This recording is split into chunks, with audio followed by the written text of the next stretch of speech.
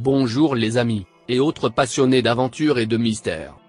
Pour notre premier épisode, nous allons nous intéresser au phénomène des pyramides de France.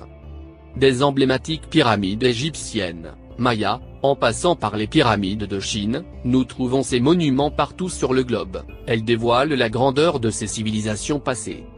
Mais savez-vous qu'en France, nous avons également retrouvé des vestiges de ces constructions, en partie en ruine ou actuellement détruites. Nous avons réuni de nombreuses archives et recherches sur ces vestiges qui remonteraient aux premières civilisations européennes. Certaines d'entre elles seraient plus vieilles que les premières pyramides d'Égypte, la pyramide de Phalicon. La pyramide se situe dans les Alpes-Maritimes, à Phalicon au nord de Nice, actuellement en ruine. Elle fut découverte par le poète italien, Domenico Rossetti, en 1803, pendant un voyage dans la région. La pyramide est de taille modeste, elle devait faire 10 mètres de haut, il reste plus que sa base qui marque l'entrée de la grotte Ratapignata qui se traduit en niçois la grotte des chauves-souris. La pyramide a ouvert de nombreux débats sur la date de son origine pendant que certains voient en elle un lien avec le culte de Mitra qui a pu se répandre durant la Rome antique, avec notamment l'escalier de 7 marches qui se situe dans la première salle de la grotte, correspondant aux 7 degrés de l'initiation mitraïque, et de l'ouverture méridionale de la grotte vers le soleil en fait un lieu favorable à ce culte. D'autres théories nous ramènent vers l'ordre des Templiers, comme le témoigne Michel Le Allegri. L'édifice aurait été construit selon lui au 7e siècle, pour les Templiers qui étaient susceptibles de revenir de croisade. On parle alors de trésors enfouis au plus profond de la grotte. Finalement l'Institut archéologique d'Alpes-Méditerranée a classé la construction de la pyramide au XVIIIe siècle. Elle a certainement pu avoir un lien avec la franc-maçonnerie.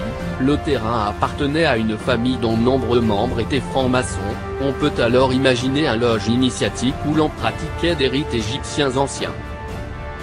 La pyramide de Nice. Une pyramide près de Nice aurait probablement existé sur les hauteurs de Saint-André de la Roche. Nous avons peu d'informations sur le sujet, seulement quelques archives photos que nous pouvons facilement trouver sur internet, et également des documents du conseil municipal de Saint-André qui mentionnent les vestiges de ce monument ancien. La pyramide avait une hauteur de 50 à 60 mètres pour 200 de large, qui selon ces données en ferait l'un des monuments les plus importants de l'ancienne Europe. Plus tard appelé aussi le site de Mérindole, il aurait été une place forte durant la guerre des religions. Un grand dolmen culminait sur le sommet de la pyramide. Elle fut complètement détruite pour laisser place à l'actuel échangeur de l'autoroute A8. La pyramide de Kouar. Classée depuis 1840 monument historique. La pyramide de Kouar construite vers le 1er siècle avant Jésus-Christ domine la ville d'Autun avec ses 33 mètres de hauteur. Une grande nécropole appelée le Champ des Urnes se dressait entre la cité romaine actuelle ville d'Autun, et la pyramide, traduisant le rôle funéraire de l'édifice. Tombeau ou cénotaphe, le mystère persiste. Des fouilles ont été entreprises. D'abord en 1640, ils réalisèrent une percée dans le bâtiment, mais elle fut non concluante. C'est l'orifice encore visible sur la façade du bâtiment. D'autres fouilles restauration furent mises en place au XVIIe et au XXe siècle. Ils découvrirent finalement une médaille à la mémoire du druide Diviciaco, membre du peuple des Éduènes. Il est le seul druide dont l'existence est historiquement avérée.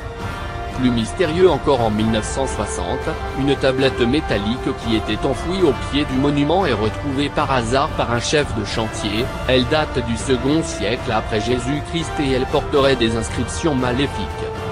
On peut y lire 5 noms romains, et 8 mots magiques. Il faut savoir qu'il était de coutume chez les Romains de protéger un lieu avec des sceaux magiques. En effet, quoi de plus dissuasif qu'un avertissement diabolique? Les pyramides de Bretagne.